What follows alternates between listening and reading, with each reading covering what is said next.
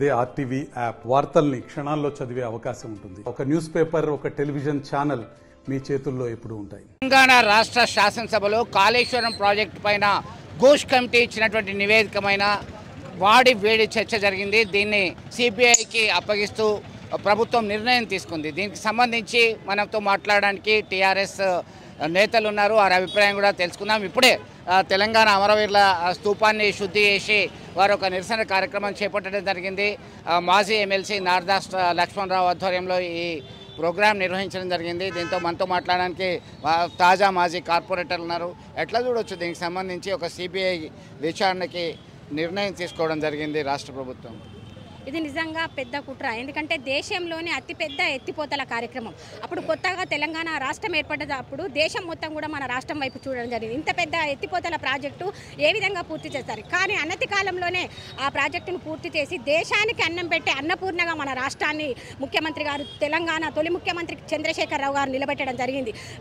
రైతులందరూ కూడా ఒకప్పుడు తెలంగాణలో వ్యవసాయం అంటే దండగాని కన్నీళ్లతోటి వ్యవసాయం చేసేవాళ్ళు. కానీ కాళేశ్వరం ప్రాజెక్టు కట్టిన తర్వాత, పూర్తి చేసిన తర్వాత తెలంగాణలో వ్యవసాయం ఒక పండుగలాగా సాగింది. ఇప్పుడు కూడా మేము ఒకటే చెప్తా ఉన్నాం రేవంత్ రెడ్డి గారికి, సాంకేతికంగా చిన్న చిన్న ప్రాబ్లమ్స్ ఉన్నాయి కావచ్చు, వాటిని మరమ్మత్తు చేయవలసిన బాధ్యత గౌరవ ముఖ్యమంత్రిగా మీ మీద ఉంది. ఎప్పుడైనా సాగునీరికి ఇంపార్టెన్స్ ఇవ్వాలి.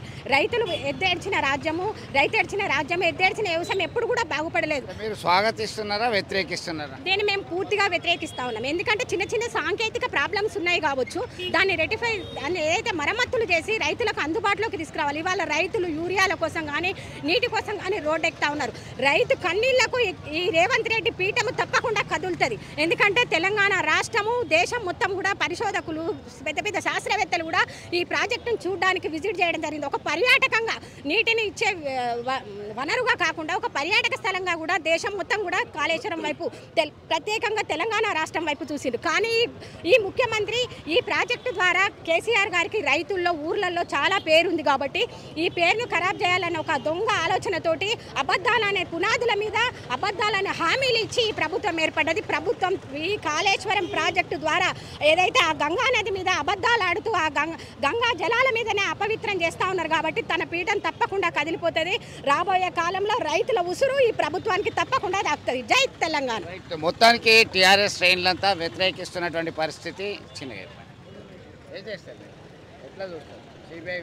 నిన్న అసెంబ్లీలో మాట్లాడిన సంఘటన ఏంటంటే పూర్తిగా వ్యతిరేకంగా మాట్లాడినరు. కాళేశ్వరం ప్రాజెక్టు మీద 1,00,000 కోట్లు దొబ్బి తిన్నారని మాట్లాడుతుండ్రు. అచ్చం బూతులతోటే మాట్లాడుతున్నారు తప్ప దాన్ని బీఆర్ఎస్ నాయకులు, ఎమ్మెల్యేలు అసెంబ్లీలో తిరిగి మాట్లాడతారు. 2 పిల్లర్లు మాత్రమే కుంగినాయి. కాళేశ్వరం మొత్తం ప్రాజెక్టు కుంగలేదు. అది త్వరలోనే కేసీఆర్ ప్రభుత్వం రాకముందే దాన్ని సవరించుతాము.